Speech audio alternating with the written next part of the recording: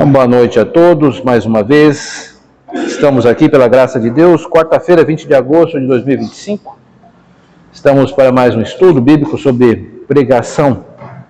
Temos estudado uma coletânea de vários pregadores, textos escritos para que possamos aguçar o nosso entendimento mais sobre este assunto. Hoje nós vamos trazer mais uma pregação do R6 Pro, sob o título A Alimentação dos 5.000, uma exposição de Lucas capítulo 9, verso 10 a 17. Certamente, se você quiser esse texto em PDF, na íntegra, facilmente você irá encontrar no site de busca. Colocando esse título, com certeza você terá ele na sua íntegra. Nós temos aqui alguma edição dele, não vamos abordá-lo todo, não há condições de fazermos isso com o espaço de tempo que temos, mas fizemos uma edição que cremos que representa, a boa parte da obra e não há nenhum prejuízo nisso. O texto de hoje, o sermão de hoje, ele é um pouco diferente dos demais, nós vamos perceber isso. A exposição que ele faz não é bem uma exposição, mas eu creio que avaliarmos este sermão irá nos aumentar uma perspectiva sobre a pregação bíblica. Espero que isso fique claro no decorrer do nosso estudo. O texto é Lucas 9, verso 10 ao 17. Diz assim: Ao regressarem os apóstolos, relataram a Jesus tudo o que tinham feito e, levando-os consigo, retirou-se à parte para uma cidade chamada Betsaida. Mas as multidões, ao saberem, seguiram acolhendo-as, falava-lhes a respeito do reino de Deus e socorria os que tinham necessidade de cura. Mas o dia começava a declinar, então se aproximaram os 12 e lhe disseram: Despede a multidão, para que, indo às aldeias e campos circunvizinhos, se hospedem e achem alimentos, pois estamos aqui em lugar deserto. Ele, porém, lhes disse: Dai-lhe vós mesmo de comer. Responderam eles: Não temos mais que 5 pães e 2 peixes, salvo se nós mesmos formos comprar comida para todo este povo. Estavam ali cerca de 5.000 homens. Então disse aos seus discípulos: Fazei-os assentar em grupos de 50. Eles atenderam, acomodando a todos, e tomando os 5 pães e os 2 peixes, erguendo os olhos para o céu, os abençoou e partiu e deu aos discípulos para que os distribuíssem entre o povo. Todos comeram e se fartaram, e dos pedaços que ainda sobejaram foram recolhidos 12 cestos. Lendo o texto aqui de Sproul, ele diz o seguinte: seriam os milagres de Jesus meros truques de mágica e prestidigitação? O que é prestidigitação? São truques de mágica, ou truques, por assim dizer. Neste sermão, a R6 Pro continua sua série do Evangelho de Lucas, nele está dentro de uma série, ajudando-nos a compreender os argumentos dos céticos e enfatizando o significado eterno da alimentação de 5.000 pessoas por Cristo. Percebam que ele irá trazer aqui algumas referências dos céticos. Vamos ver que existem abordagens sobre este evento da multiplicação. Então, vamos ver os tópicos, não são tantos. Primeiro, uma multidão impossível de alimentar. Se você frequentou a igreja durante a sua vida, provavelmente já ouviu essa história uma centena de vezes. Você a conhece do começo ao fim. Você sabe que Jesus se retirou da cidade e foi para um lugar deserto. Lá ele estava ocupado pregando o reino de Deus e curando multidões que lhes eram trazidas com várias doenças e enfermidades.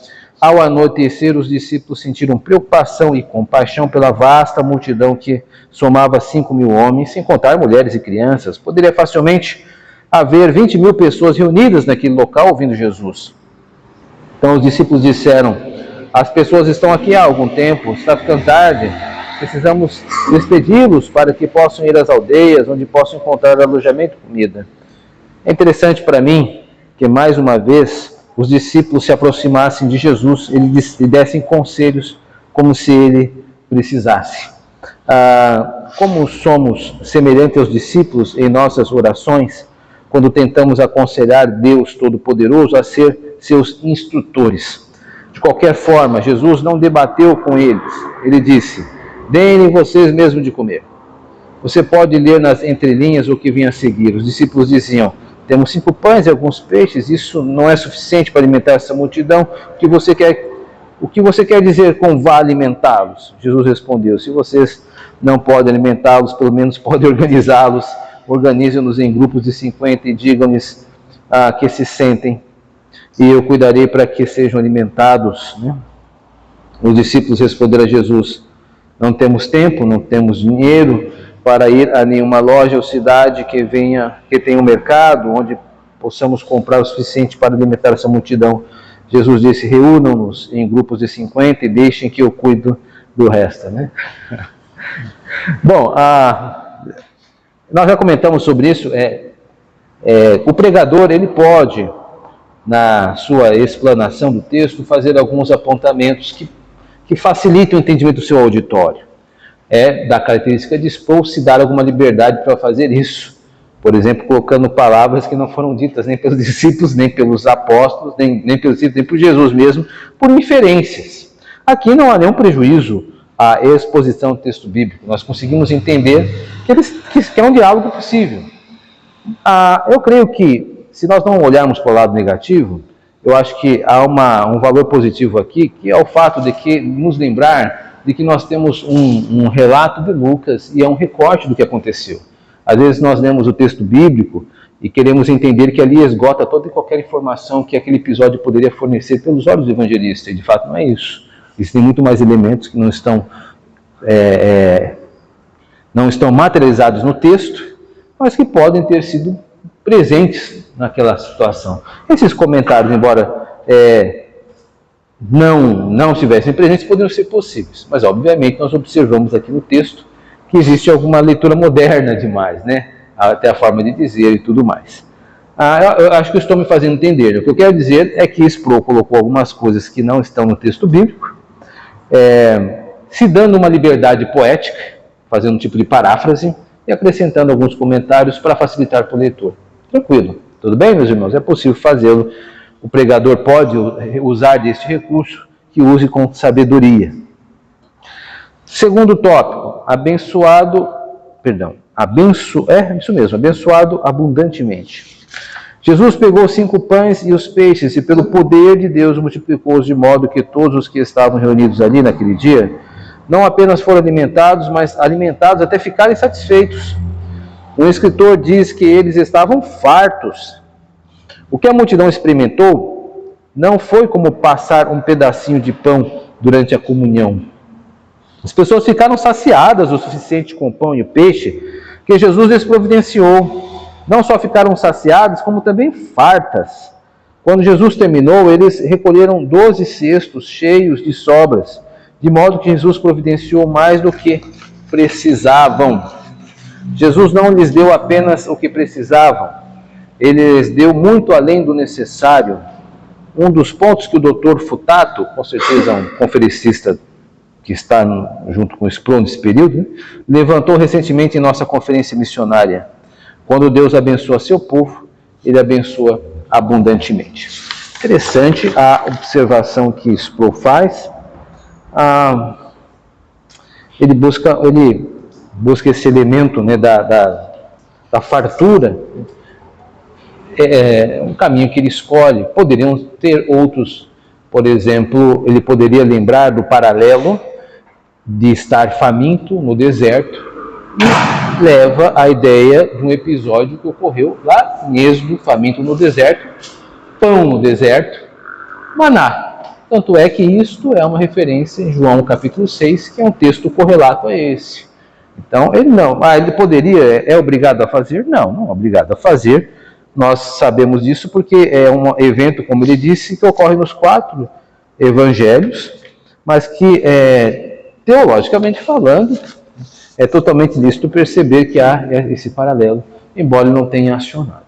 Então, não precisa o pregador se preocupar em exaurir o texto. Também ele não peca, não fazendo algumas colocações como esta que eu fiz, porque ele tem um propósito, um curso de ação no seu sermão. Ele ainda não se apresentou totalmente. Vai começar a se apresentar a partir deste tópico 3º. Vamos observar. Não científico e irracional? Por um lado, por razões que não nos são explicadas, os escritores do Novo Testamento deram a esse milagre um significado singular, por ser um dos poucos contidos nos 4 evangelhos. Por outro lado, esse milagre tem sido apontado por críticos e céticos como a prova A dos ensinamentos mitológicos do Novo Testamento. Críticos, tranquilo, né? Todo mundo sabe que alguém critica, e o cético, a questão de incredulidade, né? Uma referência ao ateísmo. A alimentação dos 5.000 tem sido alvo daqueles que, desde o iluminismo, abraçaram a filosofia chamada naturalismo. O naturalismo, como ismo, simplesmente ensina o seguinte: temos a natureza ao nosso redor, e a natureza é tudo o que existe.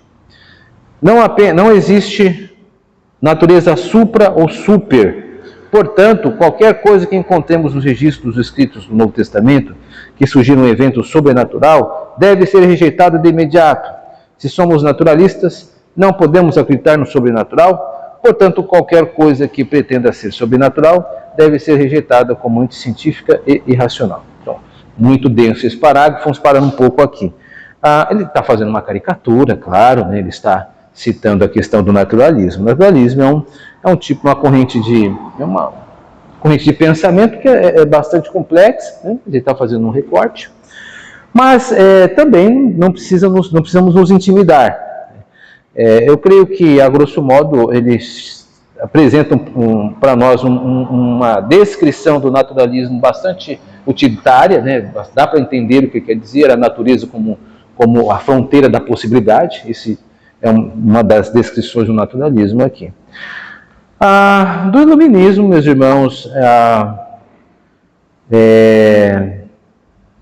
há quem entenda, né, que o iluminismo é uma grande parte da história, depois da Idade Média, e aí você terá autores da arte, da sociologia, da antropologia, da história, né, tentando cravar datas, mas é o que é importante nós lembrarmos que é depois da Idade Média, alguns datam de 1500 até o século XVIII, XIX, modernismo. Há quem diga que estamos ainda na fase moderna, mas numa outra fase. Alguns vão dizer, nós estamos na parte do pós-modernismo. Alguns vão dizer isso, mas ninguém crava exatamente. Não precisamos nos complicar com essas coisas. Basta saber que o iluminismo foi um momento onde a razão foi levada a alta potência, alto prestígio, né? O pensamento racional. E aí essas duas correntes de entendimentos, eles acabam se misturando, né? O naturalismo, a fronteira da natureza, do que é possível, e o iluminismo como a razão, como a medida de todas as coisas. Eles acabam se misturando em alguns assuntos. Vamos ver como ele avança aqui. Quando os naturalistas invadiram a igreja do século XIX, vimos um movimento surgir na Europa chamado liberalismo do século XIX. Não se trata apenas do liberalismo em geral. Em vez disso, tinha uma agenda específica, uma filosofia específica e uma teologia específica. O liberalismo do século XIX presumia que a crítica bíblica havia demonstrado que as escrituras eram falsas em muitos lugares. Então, nesse período do liberalismo, a corrente do racionalismo, houve a descoberta de várias descobertas no mundo, né? E isso acabou fazendo com que a razão fosse superestimada. Isso acabou adentrando na igreja e alguns teólogos acabaram usando ferramentas do racionalismo e das ciências ou das áreas de estudo que foram surgindo, como a antropologia, por exemplo. Levi-Strauss é um nome muito celebrado. Houve também a questão do advento da linguística no início do século XX, também isso provocou algumas questões.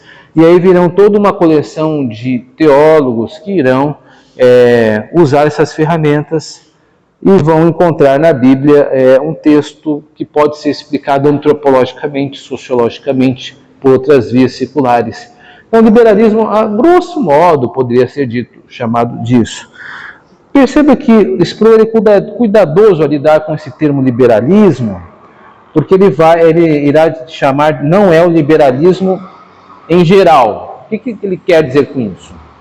A palavra liberalismo, ele está tentando fazer um acordo aqui, porque o liberalismo geral, que ele faz referência, é a tônica da liberdade.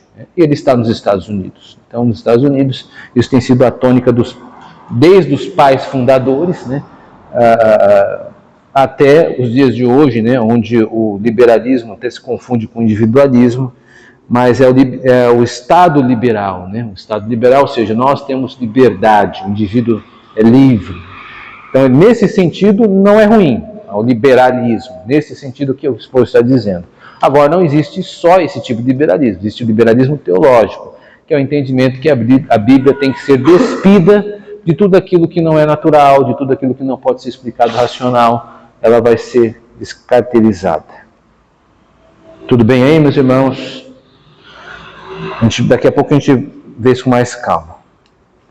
A crítica ao sobrenatural nas Escrituras provocou uma espécie de crise nas igrejas liberais na Alemanha, no resto do continente, nas Ilhas Britânicas, porque os pastores que abraçaram essa teologia liberal ficaram com a seguinte pergunta: o que fazemos com as nossas vocações?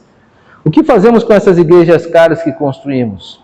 Um dos chamados Pex Bad Boys do movimento liberal, um homem chamado Pearson, disse aos seus colegas na igreja: precisamos ser honestos, deixar o ministério e fechar nossas igrejas porque não acreditamos no cristianismo histórico.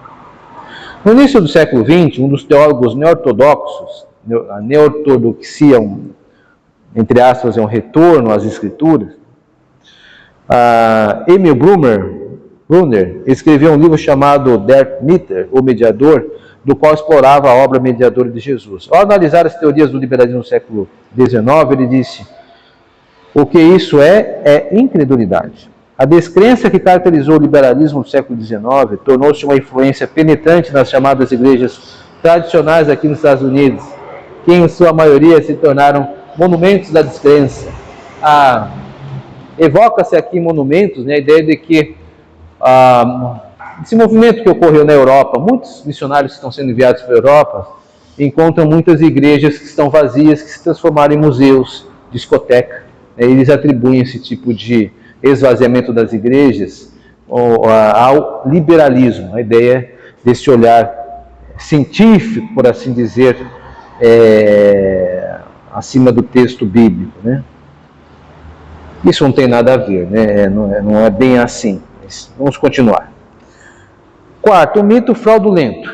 Uma teoria era que a alimentação dos 5.000, agora ele volta ao texto, era simplesmente um mito fraudulento e generalizado. Era o tipo de mito criado na imaginação de pessoas que têm grande estima por um herói local, um mito que se desenvolve em torno de Paul Bunyan, por exemplo, ou de alguma outra grande figura. Os teólogos liberais disseram: o que aconteceu no registro do Novo Testamento foi que este Jesus, quem quer que ele realmente tenha sido na história, foi um homem sobre o qual muitos mitos foram criados para exaltar a sua importância.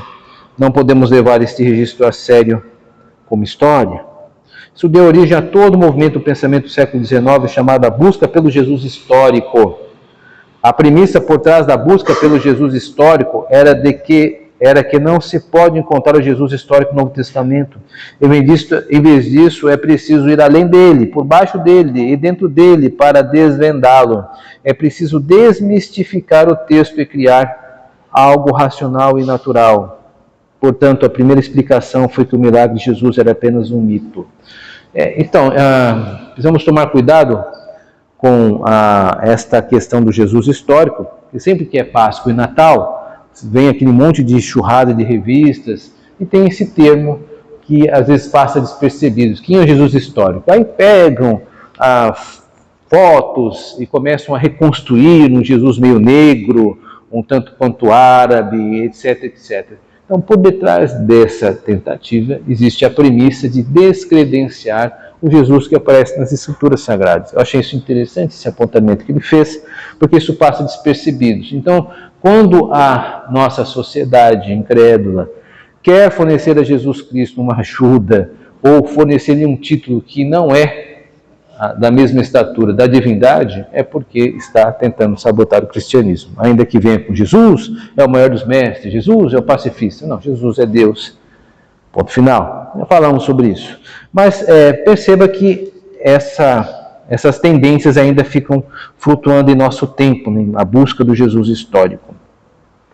Esses são os liberais. Então, a seção 5, agora que nós estamos, ainda vai voltar um pouco no naturalismo, acho que mais para fechar essa situação. Vamos ver o que Sproul tem a dizer. Pedi a você, quando li esta mensagem esta manhã, que pensasse em duas perguntas. Você acredita nesse registro? Se sim, e daí? Que diferença isso faz? Deixe-me dizer uma coisa. Se você é um naturalista, nada faz diferença. Não há ninguém em casa lá em cima. Se não há ninguém em casa e tudo que você tem é a natureza, você não vive sua vida em um ambiente que lhe é hostil. A mãe natureza não é hostil, a mãe natureza é ainda pior, ela é indiferente. Se você é um naturalista, então pedras, rochas, células, estrelas e animais são indiferentes a você e às suas circunstâncias. Da perspectiva da natureza, você não passa de um germe adulto. Você é um acidente cósmico. Sua origem vem do nada e da falta de sentido. E você está sentado em uma engrenagem de uma enorme roda de uma vasta máquina cósmica que está inexoravelmente afundando no abismo da falta de sentido. Existem dois polos na sua vida. Um que começa na falta de sentido e outro que termina na falta de sentido. É aqui que o humanista ingênuo entra em cena e tenta tomar emprestado algum capital do cristianismo. Ele diz, devemos proteger a dignidade humana, devemos tolerar a todos. Com ingênuo, se pode ser. Se você começa com a falta de sentido e termina com a falta de sentido, o que você tem em cada ponto intermediário é falta de sentido. A única filosofia que respeito, além do cristianismo, é o niilismo total, do qual nada importa. Se a natureza é tudo que existe e ela é indiferente, não é uma mãe bondosa e compassiva. Chamar as forças impessoais da natureza de mãe é um insulto à maternidade. Este é o ponto alto do nosso artigo, né? Ele rasga aqui toda a convenção de boas maneiras, né? E ataca o humanismo incrédulo, né? Há um texto que faz referência ao pensamento ateístico do nosso tempo, né? Também uma crítica às pessoas que se dizem agnósticas, né? O agnosticismo, que é um meio termo entre ateísmo, né? Que diz não saber, mas que mesmo assim tenta vestir-se de humildade. Ele diz que não há opção, ou você crer ou você não crer, e a não crença é a falta de sentido. Último, sexto, a dignidade em jogo. Se o naturalismo é tudo que existe, quem se importa se negros ou brancos sentam no fundo do ônibus? Isso aqui é uma referência ao movimento civil norte-americano, tá? Isso aí houve em 1964, até falei no sermão sobre isso, né? Que os negros não tinham lugares certos para sentar, e porque uma moça negra atreveu-se, uma senhora negra, aliás, atreveu-se a não levantar para dar lugar a um homem branco, foi um estopim de toda uma grande situação que aconteceu nos Estados Unidos, né? Então ele está falando bastante ao seu auditório local. Nem o negro, nem o branco tem dignidade alguma. Quem se importa se matamos 15 milhões de crianças ainda não nascidas, aborto? Para começar, elas são apenas lixo doméstico se você é um naturalista. Se você é um naturalista, não existe certo nem errado, tudo que você tem é preferência pessoal. Se a pessoa mais forte tem sua preferência pessoal sobre a do mais fraco, então ele usará seu porrete contra as preferências do mais fraco. É assim no naturalismo. Quando vamos acordar e ver o que está em jogo aqui? Vamos supor por um minuto que naquele dia na Galileia, Jesus de Nazaré alimentou milhares de pessoas à vontade com 5 pães e alguns peixes. O que isso significa, amigos, é a ruptura radical do sobrenatural para o natural. O que isso significa é que Jesus de Nazaré não é um mestre inteligente e ético. O que isso significa é que ele é quem disse ser, o Filho de Deus encarnado. O que isso significa é que Deus não apenas existe, mas que Deus se importa.